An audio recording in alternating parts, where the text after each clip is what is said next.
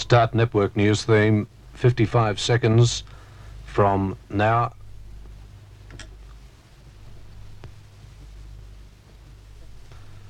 Start network news theme, 45 seconds from now.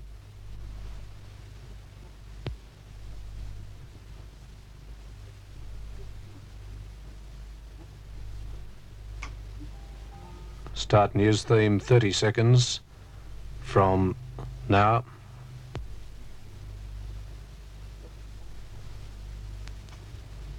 Start news theme, 20 seconds from now. 15 seconds. Start news theme, 10 seconds from now. No further call-in.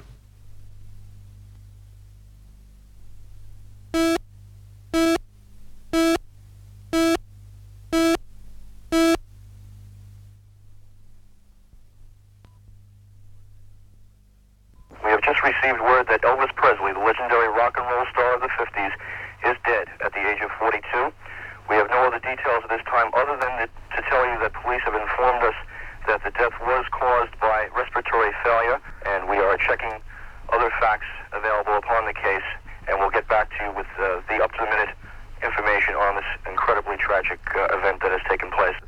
That was the way people in Memphis first heard the news today that the king of rock and roll was dead. Good afternoon, it's 12 midday. This is Colin Bridge. The death of Elvis Presley has shocked the music world, and rumours have been spreading in Memphis that he died from a drug overdose. However, the result of the autopsy on his body has just been released, and Steve Blander's talking to newsman Bill Greaves. Bill, what is the details now with this autopsy? Well, the word that we have just gotten is that Dr. Jerry Francisco, the medical examiner here in Shelby County, said tonight that the cause of Elvis's death was a severe irregular heartbeat. The details of the autopsy performed at Baptist Hospital here in Memphis are still a bit sketchy and will probably be a bit sketchy for the next few days while they analyze the results in labs. But Elvis's personal physician, Dr. George Nicopolis, said that there was no evidence of any illegal drug use. Nicopolis added there was no evidence of any excessive use of drugs. So that would end all those rumours we've heard today about a drug overdose.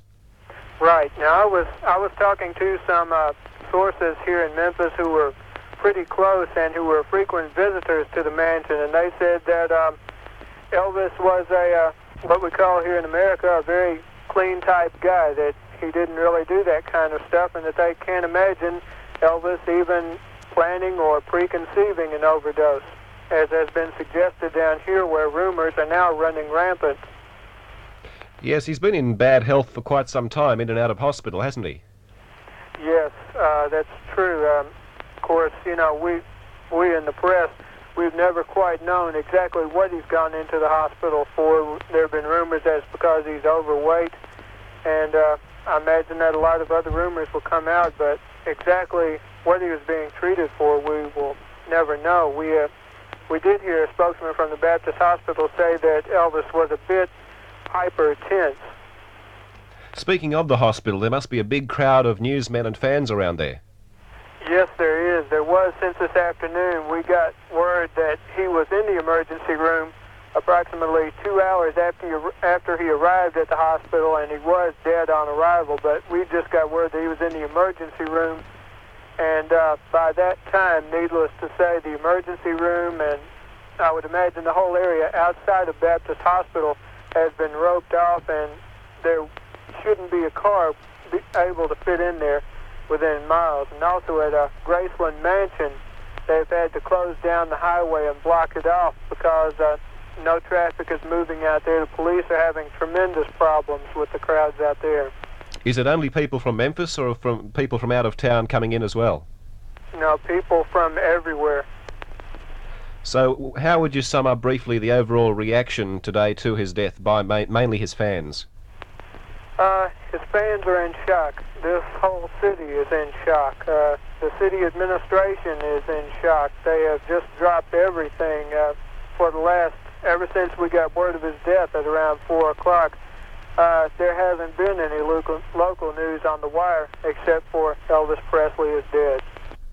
The massive price rise of 11 cents a gallon for petrol will not force any increase in fares on public transport in New South Wales, at least for the rest of this year. Transport Minister Peter Cox told us that Transportation Commission experts have calculated that the price rise will cost the Commission an extra $2 million this financial year. The cost could rise to $4 million, but Mr Cox says he'll stand by his undertaking that there'll be no increases in fares this year. Meanwhile, Prime Minister Fraser said in Canberra today the budget reflects his government's philosophy for getting the economy moving again. Here's Graham Howard. Mr Fraser, at a very early morning press conference, said that the cost rises for the average family as a result of budget decisions would certainly be kept to the very minimum. It's worth noting, I think, that the impact on this budget on the Consumer Price Index will be about 0.9%, and that'll be over the course of the year.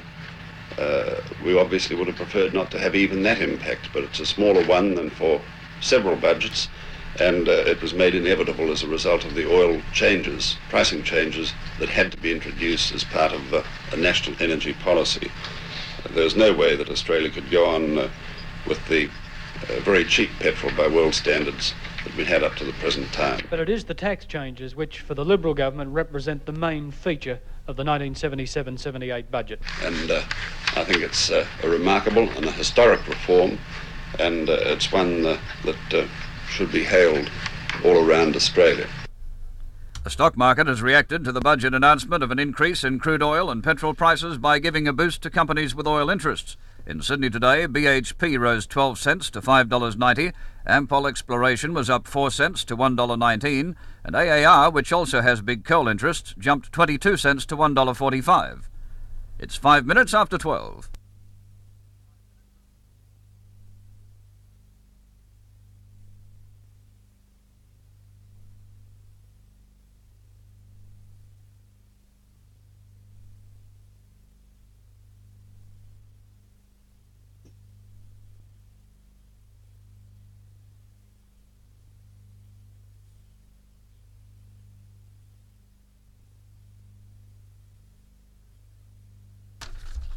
Thirty seconds.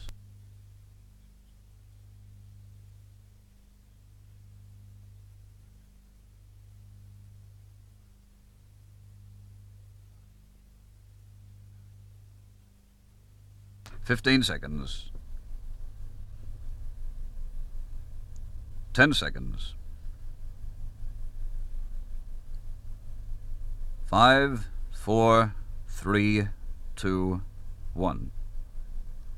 Brisbane police are seeking clues to the killer of a 17-year-old girl who was found murdered in her flat during the night.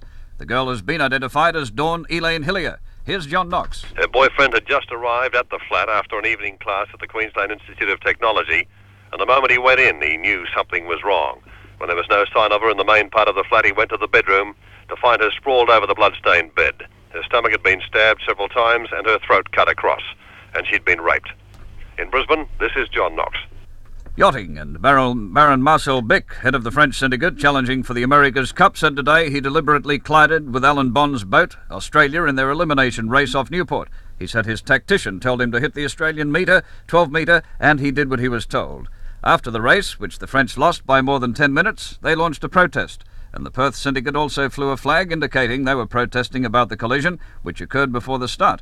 Our yachting correspondent, Peter Campbell, says he thinks the French have a good chance of winning their protest. Certainly, under the rules, one boat has to be disqualified. Under the rules of the International Yacht Racing Union, if there's a collision, one boat must be disqualified. And from our observation, which admittedly was some distance away, it would appear that Australia was in the wrong. They were caught out by the French, who incidentally also have an American tactician aboard for this race, a fellow called George Twist III, who's a star-class champion.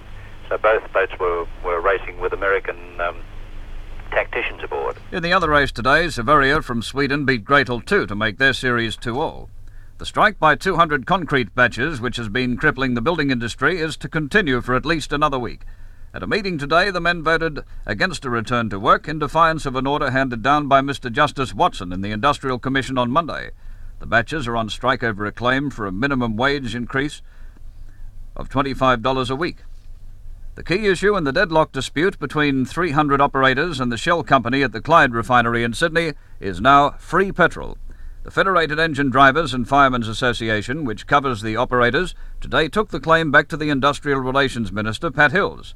The Union's State Secretary, Jack Camborne, says the free petrol claim has been made because some Shell workers outside the union are already getting their petrol for nothing. Cars in the London to Sydney Marathon have arrived in Paris after almost 24 hours of non-stop driving from Frankfurt in Germany. Max Stahl is following the race for us. Leading the 68-car field to the control at the Hotel des Invalides was the Swiss driver André Stuckelberger in his Citroën CX-2400, closely followed by the Australian Peugeot 504 of Brian Hilton and Barry Lake.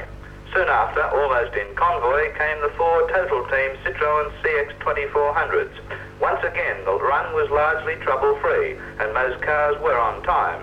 However, Australia's Gerald Bartlett is still plagued with a misfiring engine in his Citroën due to dirt in the fuel tank, while the AMC Jeep of Wayne Cantel and Graham Gillies was in trouble with heavy oil loss from ill-fitting rocker covers and used 9 litres of oil between Amsterdam and Paris. From Paris, this is Max Stahl on the London-Sydney Marathon.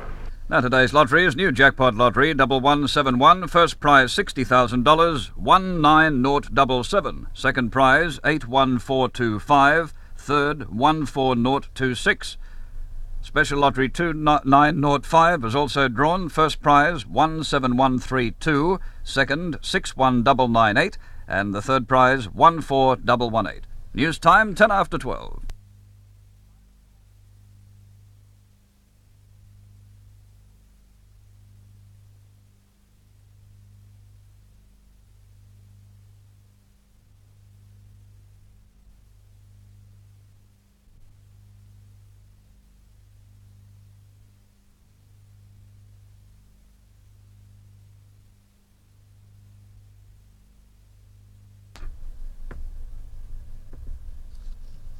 Thirty seconds.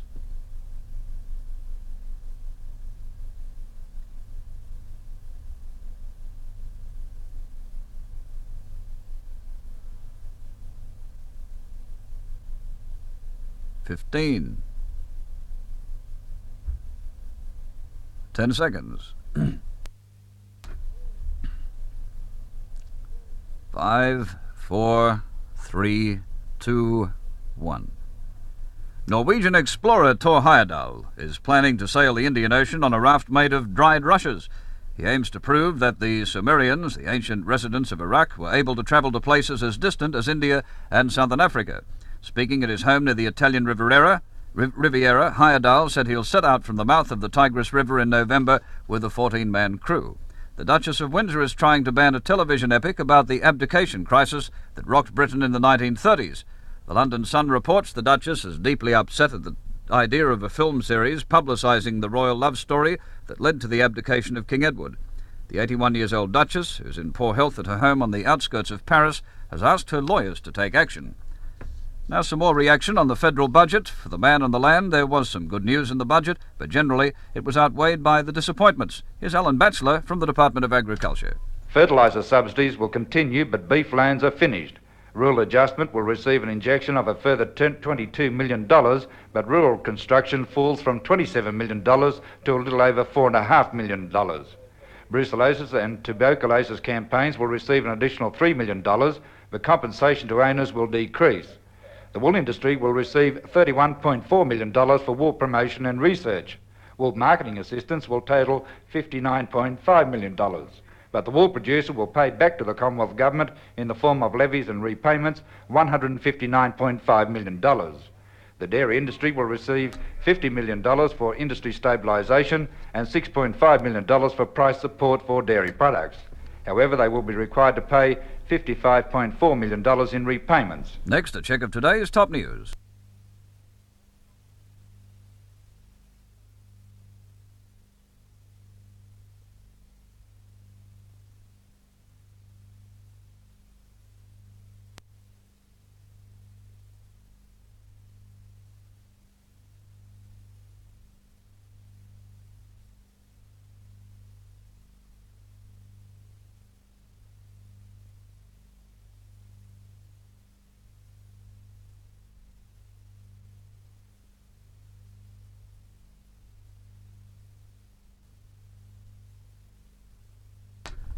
20 seconds.